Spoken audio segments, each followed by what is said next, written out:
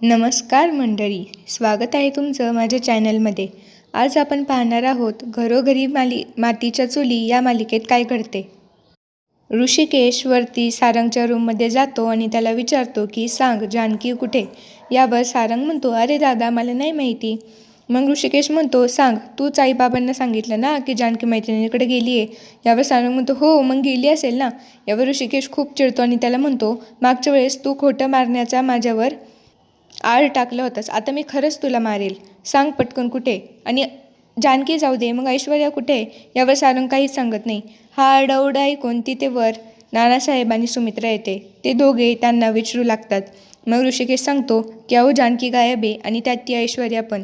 आम्ही जेव्हा पोलीस स्टेशनवर गेलो होतो तेव्हा आम्हाला समजलं की ते पोलीस खोटे होते. इकडे मंदिरामध्ये जानकी आणि पार्वती म्हणजेच लताचे बोलणे चालू असते. लता तिला सांगत असते की मीच तुझी आई आहे, पण जानकी यावर विश्वास ठेवत नाही. आणि इकडे ऐश्वर्या लताबाईंना दिलेल्या प्रसादामध्ये बेशुद्ध आणण्याची पावडर मिक्स करत असते. जानकी म्हणते, खरंच लताबाई, मानलं मी तुम्हाला. आधी तुम्ही घरामध्ये नानासाहेबांची बायको म्हणून आलात, त्यानंतर ऋषिकेशची आई बनलात आणि आता डायरेक्ट माझी आई बनायला बघताय. ऋषिकेश आणि मी आमची आई लहानपणीच गमावली आहे. याचं दुःख तुम्हाला कसं काय कळणार. शाळेत असल्यापासून ते कॉलेजमध्ये जाण्यापर्यंत प्रत्येक टप्प्यात मला असं वाटायचं की माझी आई माझ्यासोबत का बरं नाही आहे.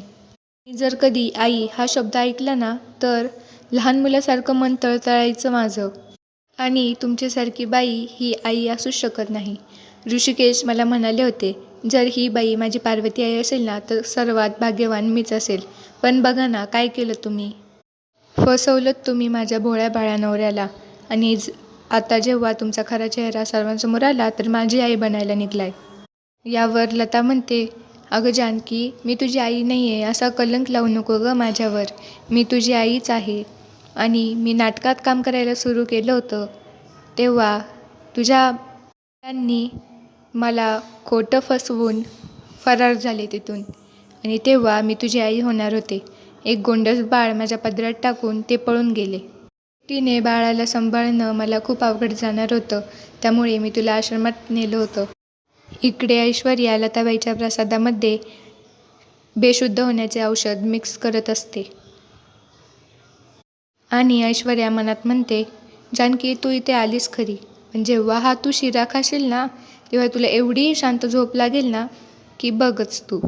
इकडे लताबाई जानकीला सांगत असतात की तू नुकतीच चालायला शिकली होतीस, तेव्हा मी तुला नवीन कपडे घालून एकदम सजवून मधुमाऊंच्या आश्रमात सोडलं होतं. शेवटचा मी तुला शिरा खाऊ घातला होता. यावर जानकी म्हणते, पण मला हे नाही आठवत सगळं. मग लताबाई म्हणतात, कसं काय आठवेल गं. तू नुकतीच लहान होती आणि चालायला शिकलेली होती. नुकतेच तुला दुधाचे दात आले होते गं. आणि मी तुला त्या आश्रमात सोडून निघून गेले. त्या आश्रमात तुला सोडल्यानंतर मला तुझी आठवण आली नाही असं झालंच नाही गं. कसे दिवस मी काढलेत तुला काय सांगू. त्यानंतर मला 1-2 कामं मिळाली आणि थोडेफार पैसेही आले. 4-5 वर्ष झाली असतील. मग मी ठाम निर्णय घेतला की मी तुला घेऊनच येणार. आणि मी तुला आणायलासुद्धा आले होते. पण मी पाहिलं की तू खूपच छान त्यांच्यात रुळली आहेस. तिथे मधुभाऊ सर्व मुलींच्या वेण्या घालून देत होता आणि तू आणि एक मुलगी तुळशीपाशी दिवा लावून शुभम करोती म्हणत होता. आणि मला ते दिसत होतं, तुला मिळालेले संस्कार, मस्त शिस्त. आणि मला कळालंसुद्धा होतं की हे सर्व संस्कार मी नाही देऊ शकले असते. त्यानंतरही मी 1-2 वेळा तिथे आले होते. एकदा तर मी तुझ्या मापाचं स्वेटर विणून आणलं होतं तुझ्यासाठी. आणि मी तुला नेण्याचा विचार बदलला, कारण मला कळालं होतं की तुला तुझी काळजी घेणारी माणसे भेटली आहेत. त्यामुळे परत मी कधीच तुझ्याकडे आले नाही. लताबाई म्हणते, वाटलंच तर तू विचारू शकते मधुभाऊंना. लाव फोन आणि विचार की तुळशीपाशी एक बाई एका मुलीला तुमच्याजवळ सोपवून गेली होती ना. पांढरा फ्रॉक होता तिचा. आणि त्याच मुलीचं नाव तुम्ही जानकी ठेवलं ना. विचार तू.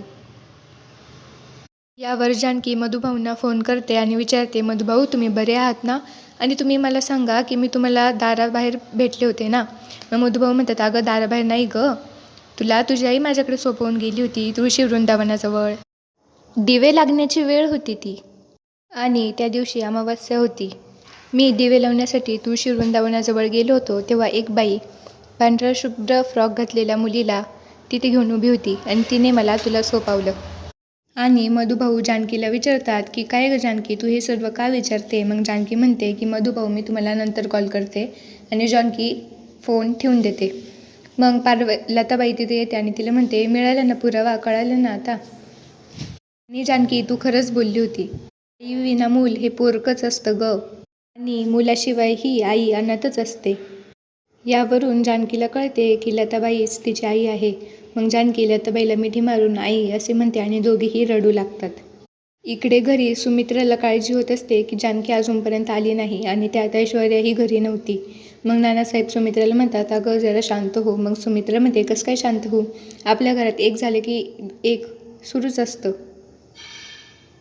इकडे जानकी तिच्या आईचे पाय चेपून देत होते आणि त्यांच्या गप्पा चालू होत्या. जानकी म्हणते, वयात येताना खूप वेळा तुझी गरज लागत होती ग मला.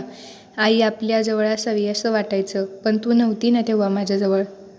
आणि आई, जेव्हा मी कॉलेजमध्ये होते, जेव्हा माझा पहिला नंबर आला, जेव्हा मी ऋषिकेशसोबत लग्न केलं, जेव्हा मी माझ्या सासूला आई म्हणून हाक मारली, आणि जेव्हा मला माझं पहिलं बाळ झालं ओवी, आणि जेव्हा ओवीने मला आई म्हणून हाक मारलं, या प्रत्येक वेळी प्रत्येक क्षणाला मला तुझी आठवण येत होती ग. अशाच मायलिकींच्या गप्पा चालू असतात. त्यानंतर लताबाई म्हणते की आज श्रावणी सोमवार आहे आणि हा देवाचा प्रसाद आहे. मग मी तुला प्रसाद खाऊ घालते. यावर लताबाई जानकीला प्रसाद हाताने भरवतात आणि त्या प्रसादामध्ये बेशुद्धीचे औषध मिक्स केलेले असते ऐश्वर्याने. तो प्रसाद खाताच जानकीला झोप लागून जाते. त्यानंतर थोड्या वेळाने जानकी उठते तर ती तिथे एकटीच असते. लताबाई तिथे नसतात. ती लताबाईंना शोधू लागते. पण जानकी परत घरी येऊन ऋषिकेशला सांगत असते की मला माझी आई भेटली आहे. तेवढ्यात तिथे पोलीस येतात आणि म्हणतात की मिस रणदिवे, तुम्हाला अटक करण्यात येत आहे लताबाईंच्या खुनाबद्दल. मग पोलीस जानकीला घेऊन जातात आणि ऋषिकेश म्हणतो की जानकी, टेन्शन नको घेऊ, पोलिसांकडे साक्षीदार असेल, पण मला माहिती आहे की तू निर्दोष आहे. आणि हा भाग इथे संपतो. पुढील भाग पाहण्यासाठी माझ्या चॅनलला सबस्क्राईब करा, लाईक करा, शेअर करा. आणि जर तुम्हाला अजून दुसऱ्या मालिकांचे एक्सप्लेनेशन हवे असेल तर मला कमेंटमध्ये नक्कीच सांगा. धन्यवाद.